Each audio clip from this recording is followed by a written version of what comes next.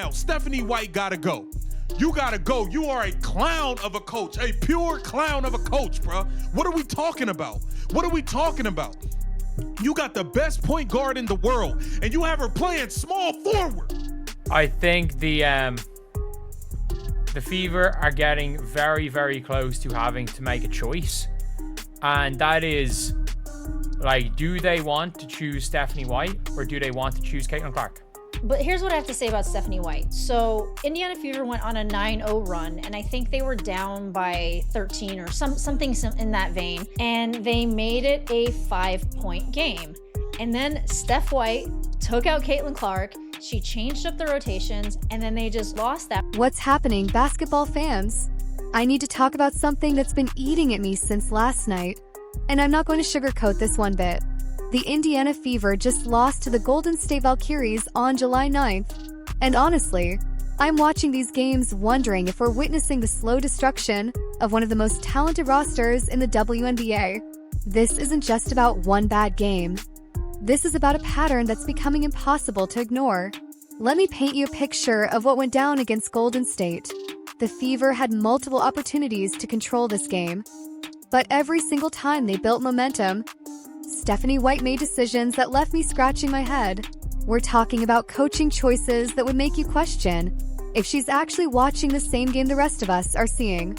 The most glaring issue, instead of running their most effective plays through their best players, White called a timeout and drew up something that looked like it came from a high school playbook. The result? A contested mid-range shot that had no business being taken in that situation.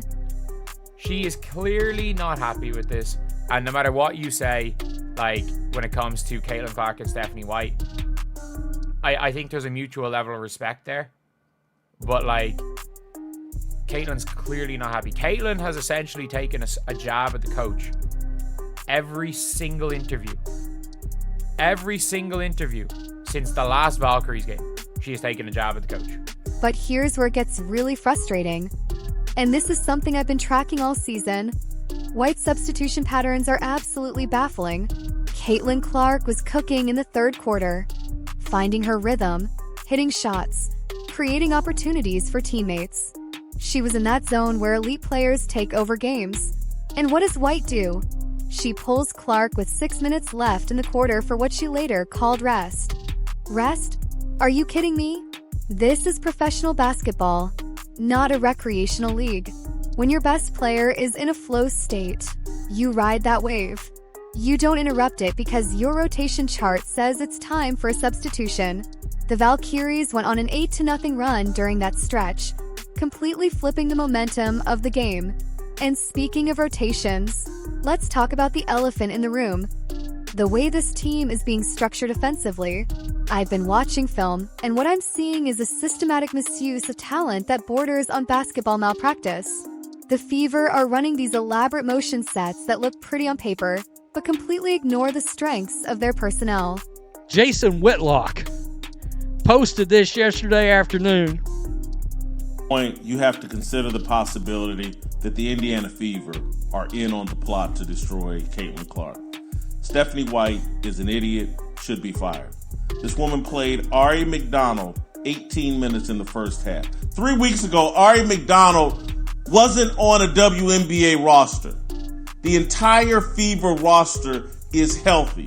And Ari McDonald plays 18 minutes in the first half, throws Caitlin Clark and the chemistry between Caitlin Clark and Aaliyah Boston completely out the window. They get beat by 19 points by an expansion team at home. There is a plot to destroy Caitlin Clark, and Stephanie White and the Indiana Fever might be in on it. They just laid down, did not play. Clark thrives in pick-and-roll situations, in transition, when she has the ball in her hands making decisions. She's a generational passer who can create advantages out of nothing. But White's system has her standing in corners, setting screens, playing off-ball like she's some sort of role player. It's like having a Ferrari and using it to deliver newspapers. The numbers don't lie either. Clark's assist numbers are down. Her field goal attempts are down. Her impact on winning plays is significantly reduced compared to what we saw last season. This isn't because she's regressed as a player. It's because the system isn't designed to maximize her abilities. Against Golden State, there was a possession in the fourth quarter that perfectly encapsulated everything wrong with this approach. The Fever needed a bucket, they had a timeout, and instead of running a simple pick and roll to get Clark an open look or a driving lane, they ran this convoluted play that ended with Kelsey Mitchell taking a heavily contested three-pointer with the shot clock winding down. Mitchell is a good player, don't get me wrong, but in crunch time, you want the ball in your best player's hands. That's basketball 101.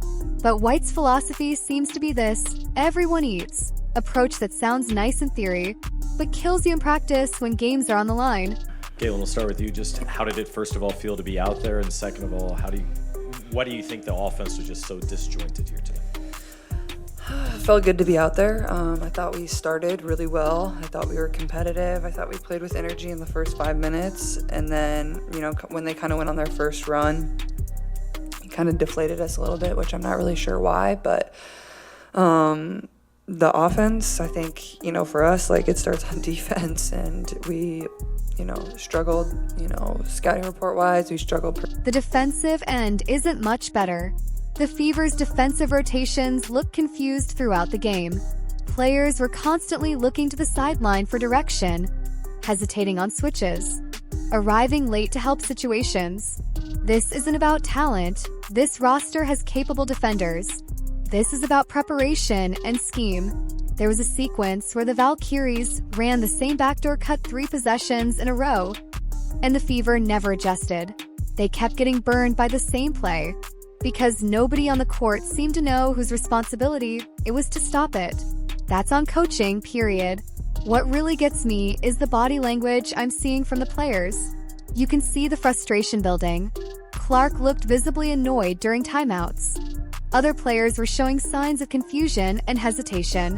When your team looks like they don't understand what they're supposed to be doing, that's a coaching problem. The talent is there. Boston is a legitimate center who can impact both ends. Mitchell can score when used properly. The supporting cast has pieces that can contribute, but talent without direction is just wasted potential. And that's exactly what we're watching with this Fever team. That is the modern basketball, and I think that the Indiana Fever are just not playing modern basketball. And I gotta say, this is crazy that I'm saying this, but it was a lot more fun to watch the Fever last season because, Caitlin Clark was lobbing the ball across court. They were running up in transition, and this team is not doing that. And I think they really need to adjust to a more modern type of basketball. I don't know if that is what Steph White wants to do because they are so focused on defense. I keep thinking about what this roster could accomplish with the right system.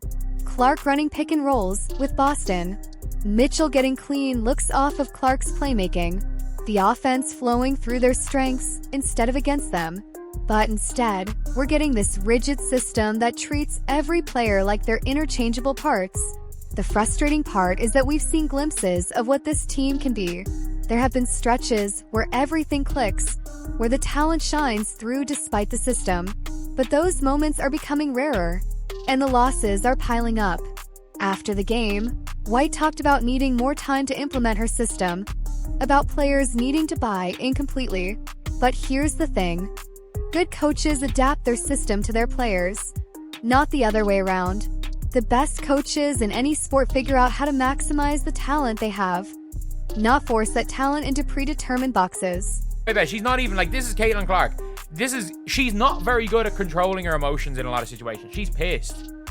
Steph has talked about kind of taking some pressure off you with Gary kind of running points and matches and playing off the ball. Just how do you think that will help when you reintegrate on it? Yeah, it'll be nice probably not to have to bring the ball up against pressure 94 feet, but like I said, that's what I'm best at, so we're still going to do a lot of that. They didn't. That's the problem. When the going got tough, when they did that, she won. They were winning. The clock is ticking on this season, and decisions need to be made. The Fever have too much talent to be struggling like this. They have too much potential to be wasting games with questionable coaching decisions. Something has to change, and it has to change soon. This loss to Golden State wasn't just about one game. It was a microcosm of everything that's been wrong with this team's approach. The talent is there, the potential is there, but the execution and leadership are lacking. And until that changes, we're going to keep watching games like this, wondering what could have been. The Fever deserve better, the fans deserve better, and most importantly, these players deserve better. The question is whether the organization is willing to make the tough decisions necessary to unlock this team's potential. Because right now, they're wasting what could be something special.